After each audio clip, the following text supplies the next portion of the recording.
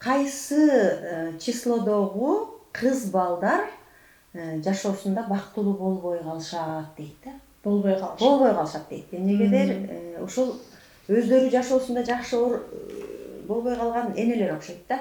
Бул 4-5 жолу кайталанган суроо экен. Анан ушу кайталанып аткан үчүн ушуга жооп берип коелучу деп жазып алдым эле да. Жакшы. Суроо экен. Жакшы, абдан жакшы суроо. Бул биз үчүн маанилүү. Мисалы, жашоону жашап калган айымдар болгондо баягы жаман жакшы нарылаштырып жүрүп же жашоо турмушун көргөн үчүн бул суроо келген болуш керек да. Эгер мендей болбой, ооба, же болбосо менин апамдай, эжемдей, жеңемдей, же болбосо сиңдимдей, же мендей болбой деп анан кыз балдарды ойлоп атат болуш керек. Баардыгы ушундайбы? Биз адам көргөндө мындайт да, бирөөлөр бактылуу болуп аткан, ал өзү бакытсыз болгондой элечү неме сезим боло берет эмеспи? Анан азыр сандар илимине келгенде, сандарга келгенде ар бир 1-9 чейинки санга кыздарга да мүнөздөмө берилет. Алардын дагы кандай десек, баардыгы бактылуу. Бактылуулукту биз өзүбүз жаратабыз, өзүбүз аракет кылабыз. Жаман жакшы деген нерсе жок да. Бирок каалайбызбы, каалабайбызбы, биздеги 1-9 чейинки сандын энергиясы же болбосо призмасы аябай иштейт да. Эмне үчүн дегенде эркек мүнөздүү. Же болбосо жетеленген, же болбосо баш ийген энергиялар бар да бизде. Ошол энергиялардан биз өзүбүздү бактылуу, бактысыздыкты карайлы. Эми бактылуу болот деген сөздү коелу дагы кайсы айымдарга кичине өзүн тарта жүрүш керек тизгинин. Кайсы айымдар кичине өткөрүлөк же өтүмдүүрөөк болсун деп өтөм эле да. Ошондо мына анда сандарга келип коелу дагы ошондо туура түшүнүп келет. Биринде 10-унда, 19-унда, 28-инде төрөлгөн айымдар булар күчтүү болот. Булардын сапаттары күчтүү, күндөй жанган айымдар болот. Анын жанында мисалы эркектер же болбосо жигиттер алсызыраак болуп келет. Себеп дегенде анын энергиясы күчтүү, эркектин энергиясын алып жүрөт. Биз баарыбыз эле акыл эстүү же болбосо парасаттап эс болгондуктан биз басымдуулук кылабыз, билип билбей. Мен чечем, мен билем, мен айткандай болот. Бирок биздин тарбияга келгенде, улутубузга келгенде, наркыбызга келгенде биз улуктап эркекти коебуз. Бир деген түшүнүктө ал жашоону көрө элек, жаңы жашоону баштап жатат. Билбестиктен башкаргыч болуп алат. Эркекти башкарып алат. Ошол үй бүлөнү башкарып алат. Бул айымдар, бул кыздар бала күнүндө эле тарбия, үйдөн өсүп баштаганда эле мен чечем, менин чечимим туура деп баштайт. Анан ошол жерде эмне болот? Мен билем дегенде чечкиндүүлүктү, жоопкерчиликти колго алып жатканда эле жүктүү ийнине илип алган болот да. Ошентип эмне болот? Жашоосунда менин эле тагдырым талкаланган сыяктуудай сезим болот да. Ошентип биз бирлерди түшүндүк, биринде төрөлгөндөрдү, 10-унда төрөлгөндөрдү, булар дагы күчтүү экен, бирок өзүнүн аялдык сапатын биринчи түшүнүш керек экен. Же болбосо тарбия берип жатканда, кыз баланы тарбиялап жатканда, ушул санда төрөлгөндөр болсо биз айтышыбыз керек экен, түшүндүрүп бериш керек экен. Баардыгы биздин үй бүлөдөн башталат, тарбиядан башталат. Эгер эне кызынын саны 1 экенин билип алса, бул өтө күчтүү экенин билсе, бул жоопкерчилик өзүндө жанында турган адамга муктаж эмес экенин түшүнгөндө айтат: сен мен билем эмес, ошол команда менен, ошол жаныңдагы адам менен тең бол депчи түшүндүрөт эле да. Эгер бирди антип айтпаса билбейт, андагы программа өзү ошондой иштейт да. Мисалы үчүн экилер мындай болуп атпайбы? Күн карама болуп атпайбы? Экилерчи. Күн карама десек болот, эканчылык көп болгон үчүн мага сен айтып койчу, кандай кылайын, эмне кылайын деп эле. Сен чечип койчу. Сен чечип койчу, сен айтып койчу. Эшикке келиптир, сен жооп берип койчу депчи. Бул мүнөз эркекке деле, аялга деле ылайыктуу, бирок азыр бизде кыздарга ылайыктуу болуп аткан үчүн бул 2-синде, 11-инде, 20-сында, 29-унда төрөлгөн айымдар өздөрү ай жүздүү, мындай назик айымдар болушат. Өздөрү эле женственный да, булар өздөрү эле аялдык энергияда төрөлгөн болушат. Бирок ошол аялдык энергияда төрөлгөн өтө сонун назик айымдар, ушу үйгө нур чачып, назиктикти берип турган бир эталон деп айтсак болот. бирок ошол эле учурда буларга наоборот кошуш керек болот да. Чечкиндүүлүктү кошуш керек. Кээде бир өзүң чечим кабыл алып койгонду кошуш керек Даже элементарный көйнөктү ала албай тура берсе, кызылын алайын, жашылын алайын, эмне кылайын деп анан кайра үйгө барып кийип көрүп этикеткасын жулуп салып кайра көтөрүп келип магазингечи. Өзү да кыжалат, эл да кыжалат, дүкөнчү да кыжалат. Болуп атпайбы? Ошондо буларга эмне чечкиндүүлүктү кошуш керек, туурабы? Булар өтө назик айымдар, үй бүлөнүн бир сонун очогун кармап тура тургандай өздөрүндө берилген ар жактан жаратылыштан, а бирок буларга бир аз чечкиндүүлүктү кошсо деп айтат элем да. Бир аз кошуш керек. Эмне үчүн дегенде, эркек киши аял кишинин жумушуна майдаланып кирип кетпеш үчүн. Эмне үчүн дегенде, жооп бере албайт, чечкиндүүлүгү жок. Өз алдынча кыла албайт. Ошондо ким келет жардамга? Жолдошу келет. Жолдошун анан биз айтабыз майдаланып кетти. Жолдошу эмне кылыш? Сырткы оокатка чыгыш керек. Аял киши үй тиричилигиндеги суроолорго өзү жооп бериш керек, өзү алып кете бериш керек, аны карабайлычы. Негизи экилер чечкиндүүлүктү, жоопкерчиликти өзүнүн мойнуна алганды кошсо деп ойлойт элем да. Эми ошондо 3-үндө, 12-синде, 21-инде, 30-унда төрөлгөн айымдар, булар дагы 3-түү эркектин энергиясын алып жүргөн айымдар. Булар билимине ишенет деп айтып атасак, билимине таянат деп, бирок жашоого келгенде булар дагы жүктү өзү көтөрө албаш керек. Ээсине тапшырыш керек. Аял киши, чыныгы аял киши бул экилер санында берилет экен, так ошо экилердин энергиясын алыш керек. 3 дагы, 1 дагы, 3 дагы, 2дей болуш керек. 2дей кылып өзүн алып жүрсө, чыныгы өзүн анан бактылуулукту сезет эле да. Ошентип 3-төрдү ушундай айтат элем. 3-төр дагы өтө камкор болуп атпайбы? Өтө камкор болуп, балдарына эчтеке жасатпайт, Кээде жолдошуна деле жасатпай коет да. Сен жазай албайсың, мен жазайын депчи. Батекеңдин боосун байлай албайсың, мен байлайын деп атат го. Ошол сыяктары бар да. Демек эмне 3-төр дагы баардык жумушту өзүнүн мойнуна ала албай, эмне кылыш керек? Балдарына бериш керек, үйрөтүш керек. Жолдошунун жоопкерчилигин өзү кылыш керек, болуп атпайбы? 4 айыма келгенде, 4 айым өзүнүн эле ордунда. 4 айым өзүнүн ордунда, бул жерде канааттангандык гана болуш керек, 4 айым. Ыраазычылыгы болуш керек.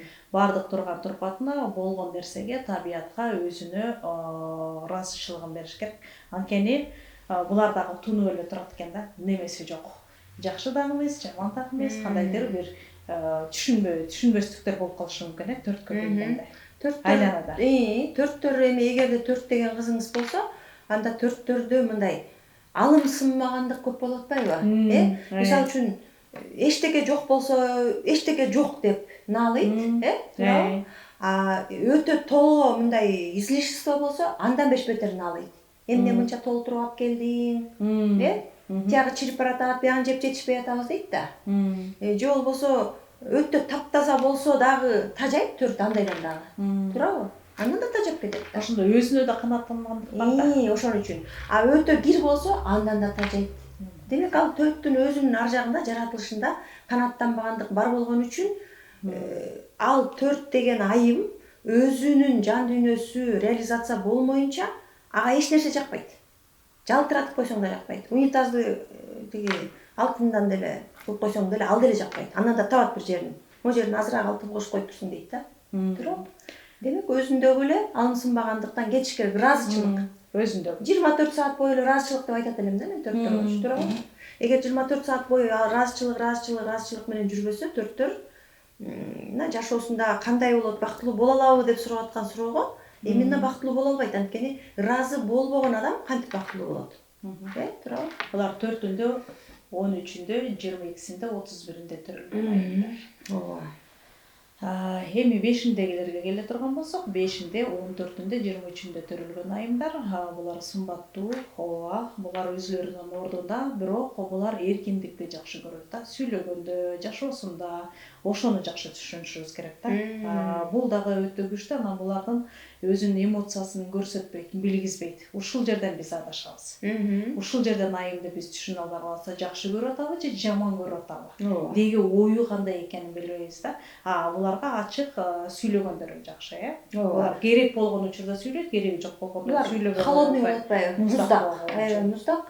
муздак анан таарынчакта болуп атпайбы. Таарынчакта болуп калат. А бирок ошол эгерде ошол сенин келиниң болуп калса, пятеркачы.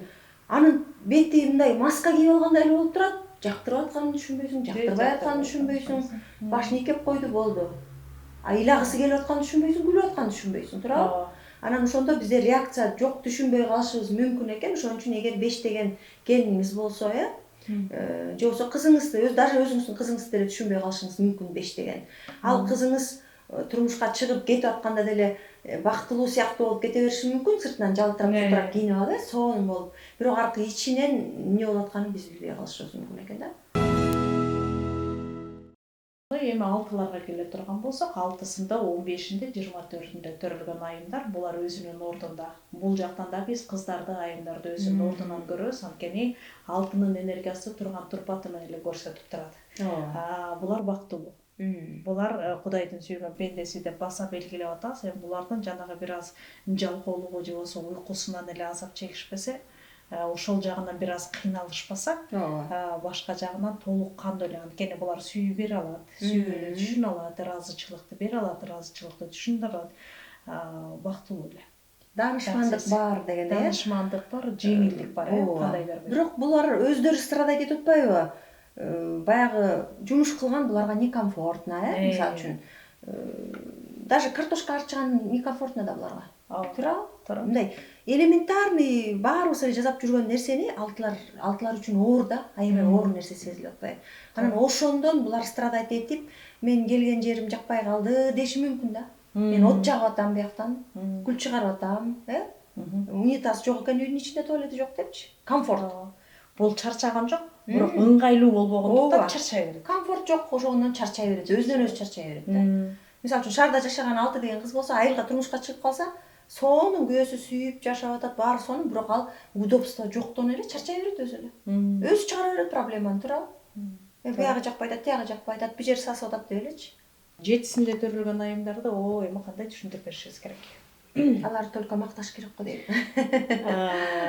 7-синде төрөлгөндөр кыздарга, айымдарыбызга 7-синде, 16-сында, 25-inde төрөлгөн, 7-синде, 16-сында, 25-inde төрөлгөн айымдарга келе турган болсок, кыздарга келе турган болсок, буларды тарбиялап жатканда биз анын туура эмес, ооба жок дегенди түшүндүрүшүбүз керек. Буларга тарбия берип жатканда булар көп нерсе өзүн түшүнө албайт, өзүнүн оюн түшүнө албайт, жасай турган нерсесин көбүрөөк түшүнө албайт, кабыл алуу жок болгондуктан. Биз аларга эмне беребиз? Мактап, туура эмес дегенди көрсөтүп, ушундай неме кылышыбыз керек да, мамиле кылышыбыз керек. Баалап, жасаган нерсесин баалашыбыз керек. Мисалы үчүн токош жасаса, ой балам сен укмуштуу жасаптырсың деп баалаш керек, ошол эмгегин. Ошондо 7-синде, 16-сында, 25-inde төрөлгөн айымдарга буларды биз баалап турушубуз керек. Баалап, барктап, жасаган ишин ооба, туура, так дегенди көрсөтүп беришибиз керек. Себеп дегенде булар сурай берет, өзүлөрү кабыл алуу анча болбогондуктан, өзүлөрү жакшы түшүнбөй калабы, аны өзүлөрү айтып бериш керек да, бирок биз четтен караганда ошондой да. Менин келиним дейт, вообще үйдө оокат кылбайт дейт. А бирок дейт, тууган урук, биздин айыл менин келинимди аябай макташат дейт. Аны эмне андай деп таң калып карасам, алардын аш той болгон жерде дейт, майлыгынан бери жууп, полунан бери жууп анан кетет экен дейт. Чарчабайт да анысы. То есть эмне дейт? Баалап атпайбы? Баалап атат. Баалап атат, анын эмгегин баалап атат да башкалар. А үйдөн баалабай атышат да. Улам жыйнаса улам тебелек тепсейт, улам жыйнаса улам тебелек тепсейт. Мактаган киши жок, баалаган киши жок. Анан жазагысы келбейт да. А так в самом деле жекилер перфекционист го. Бүт идеальный по полочкам жасайт да. Туура. Анан айтып атпайбы, менин келинимди элдин баары мактайт, анан эл мактап атса уялам деп коет. А үй бардак деп коет. Вот ушул да. Точный эме берилген да ушул. 8-дер жөнүндө, 8-дер жөнүндө токтололук. 8-inde, 17-inde, 26-сында төрөлгөндөр, Менин оюмча 8-дер сонун жакшы жубай болуп берет, практичность жагынан, сарамжал жагынан, баягы оокатты жыйган, тергени, кылганы жагынан. Бирок бир эле минусу бар да, холодные. Алдагы муздак болуп атпайбы, назиктик жок. А болбой эле баягы үй бүлөдө курган үчүн жалаң эле дүнүйө, акча, оокат кылыш керек эмес, ар жакта дагы бир мамиле да болуш керек да. туура. Менин оюмча ушул мамиле жаатын буларга ошо эне үйрөтүш керек да. Үйдөн кете электе үйрөтүш керек эне ушул нерсени. Ысык мамиле, жалындуу мамиле, салкын мамиле дегенде. Ооба, мамилени үйрөтүш керек деп ойлойм менелер. 9-дарга келе турган болсок, 9-унда, 18-инде, 27-синде төрөлгөн айымдар, булар дагы эркек мүнөздүү болот, шамдагай болот, чапчаң болушат. Ооба. Бирок буларда жүзүнөн келгенде сулуу болушат, тартып турушат, назиктик, бирок сүйлөшүп жакындан келе турган болсок, булар дагы күчтүү эркек мүнөздүү. Булар дагы жанагы оюна салып, мен билемдикке салып иш кылып кете берет. Анткени анын энергиясы өзүн токтотпой турат да. А так аял же болбосо эже же болбосо сиңди катары булар өзүнүн эле ордунда. Анткени булар дагы 1-ден 9-га чейинки сандын ар биринен 10%-тен алып атпайбы? 1-дей дагы боло алат, 2-дей дагы боло алат, 7-дей дагы боло алат. Ошентип буларга өтө жеңил, анан жакшы кыз баланы тарбиялоодо же болбосо буларга деле менин оюмча назиктик жетпейт. Буларга деле назиктик керек. Буларга деле мисалы үчүн ошол күйөөсүнүн жанында туруп булар өздөрү да эркек болуп атпайбы? Спортивный телосложение болот, шамдагай болот, аны мен жасап ийем, муну мен жасап ийем дейт. Ороңдоп сүйлөп ийиши мүмкүн, эмоциональный болуп атпайбы? Демек 9-дарга эмне дейбиз энесине? Ошол кыз баладай кылып назиктикти бериш керек, назиктик жагын көбүрөөк бериш керек, анан бир аз эмоциясын кармаганды үйрөтүш керек, Атырылып сразу мынтип кетпей, эмоцияны кармаганды үйрөтүш керек. Сүйүнсө да, күйүнсө да жүзүнө чыгарып, алдыга чыгарып жибербей. Ооба, ошону үйрөтүшүбүз керек экен. Негизи бул суроого жооп бердик го деп ойлойбуз, Бизде ушу кайрылган энелер болсо, ушу сиздердин сурооңуздарга жооп алдыңыздар го деп ойлойбуз. Кайсы сандагы кыз баланын кайсы мүнөздөрүн көбүрөөк басым жасаш керек экени жөнүндө азыр биз сиздерге кенен тааныштырып өттүк. Анан дагы тереңдетип, дагы тереңирээк үйрөнүп, ошо кыз балаңызды дагы мындан да жакшыраак тарбиялагыңыз келсе, түшүнгүңүз келсе, анда биз сизди ушул 11-апрелде старт ала турган көйгөйүмдүн ачкычы аттуу ошол 21 күндүк интенсив курстан күтөбүз. Катталыңыздар, жазыңыздар. Сиздин туулган күнүңүз эмнени айтат, туулган күнүңүз эмнени берет. Мен ушул жөнүндө биринчи түшүнүк алайынчы, өзүм жөнүндө билгим келип атат.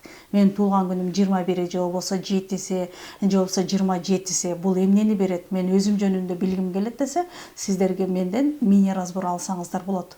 Ал жөнүндө бул сизге эмне берет? Сиз өзүңүздүн кулк мүнөзүңүздү же болбосо өнөрүңүздү билип алсаңыз болот. Же болбосо сиздин жеке жылыңыз кайсы жыл болуп атат? Эмненин таасиринде сиз өзүңүздү азаптуу болуп жатасыз? Же болбосо сиздин көйгөйүңүз чечилбей жатат? Же болбосо кайталанган жашоо болуп атат дегенде, буга сиздин атыңыз дагы, сиздин туулган күнүңүз дагы маанилүү. Ал үчүн эфирде телефон турат. Ушулга кайрылып, сурооңузду берсеңиз, мен сиздерге жооп бере алам. Матрица деген не берет? Бул биздин туулган күнүбүз, айыбыз, жылыбыз, биздин жашоодогу бул биздин кутубуз. Бул сандар бизге эмне берет? Муну кандай түшүнсө болот? Бул бизде матрица болуп берилет. Бүгүн бардык соцсетте же болбосо биз илим алып атсак, түшүнүк болуп атса, жайма-жай берилип атат. Матрицадан чыгыш керек, матрицаны түшүнүш керек, матрицаны толукташ керек деген кептер бар. Бирок биз үчүн матрица жат сөз. Кыргыз тилинде матрица жок. Бул кут сандык деп берилет да. Бул кут сандыгындагы менин артыкчылыгым жана кемчилигим, же болбосо мен жашоодогу ийгилигим, же болбосо мен артка тарткан нерсем деп билебиз да. Сиз ошол жөнүндө билгиңиз келсе, мини разбор алып алсаңыз, сизге толук кандуу түшүнүктүү болот. Бир аз түшүнүк келет. Менин турган турпатым эмне деп атат? Жеке жыл деп атат да, ар биринин өзүнүн жеке жылы болобу? Ар бирибиздин биз жашап жатабыз. Биздин ар бир жылыбыз, ар бир күнүбүз биз үчүн маанилүү. Сиздин быйылкы жылыңыз, сиздин өздүк жеке жылыңыз бар. Бул өздүк жеке жылыңызда сизге маанилүү. Мисалы бизнес ачкан жатсаңыз, же болбосо бизнести чоңойткон жатсаңыз, же болбосо быйыл мектепке бүтүрүүчү болуп, чоң окууга тапшырган жатасыз. Сизге жылдын энергиясы кандай иштейт? Бул жыл сизге эмне берет? бул дагы маанилүү. Бул жылы мисалы сиз жер которгон жатасыз. Сизге ылайыктуу жылбы? Бул сиздин жылыңызбы? 1-9 чейинки жылдын энергиясы бар.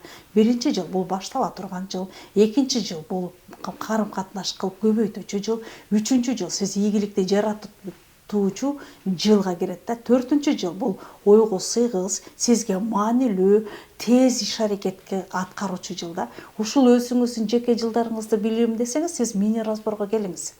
Бул эфирде номер жазылып турат. Сурооңузду туура так берсеңиз, мен сизге жооп бергенге даярмын.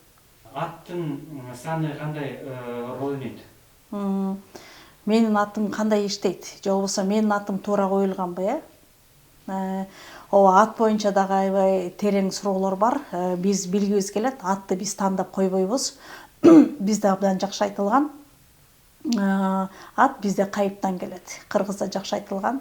4 нерсе берилген экен. Кошуна кайыптан болот экен. Адамдын аты кайыптан берилет экен. Нике кайыптан берилет экен. Кошуна кайыптан, дос кайыптан, нике кайыптан берилет. Ошондой эле биздин атыбыз да кайыптан берилген. Биз атыбызды өзгөртүп жиберебиз. Же болбосо менин атым эмне берет, менин атым жакпайт десе, бул социаль элементте да так берилген. Ар бир ат 1-9 чейинки чыккан санына жараша мүнөздөмө берет. Ой жүгүртүү, талдоо дагы адамдын атынан берилет. Мисалы сиз 2 болуп атсаңыз, атыңыз дагы 2ге чыга турган болсо, мисалы миссияңыз да 2ге чыга турган болсо, кандай кылыш керек?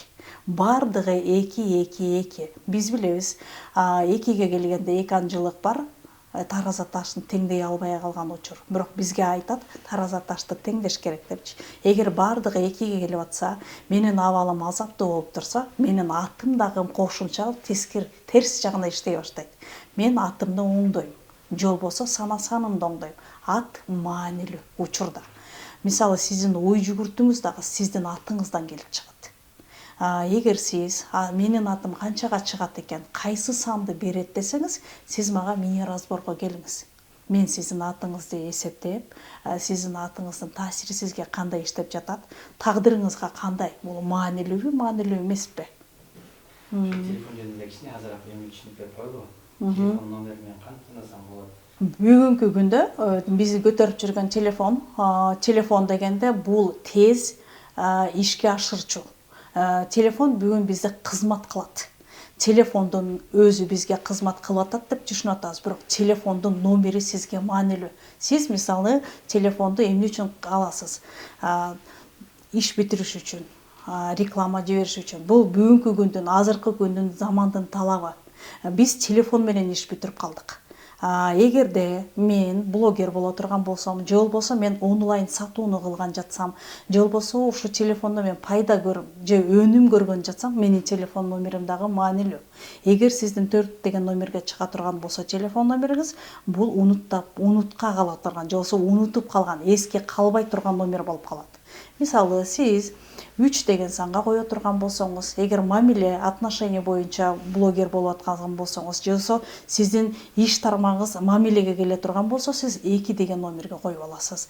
Жок, мен бир гана ийгиликти жаратам. Ушул телефон мага только ийгиликти алып келсин, мага жетишкендик боло турган болсо, биз 6 деген санга коебуз. Аны алабыз дагы, биз эсептеп чыгабыз. Ошол 6 деген коюп алган номер сизге иштейби же иштебейби? Ошону билгиңиз келсе, мини разборго келиңиз. Мен сизге жооп бере алам.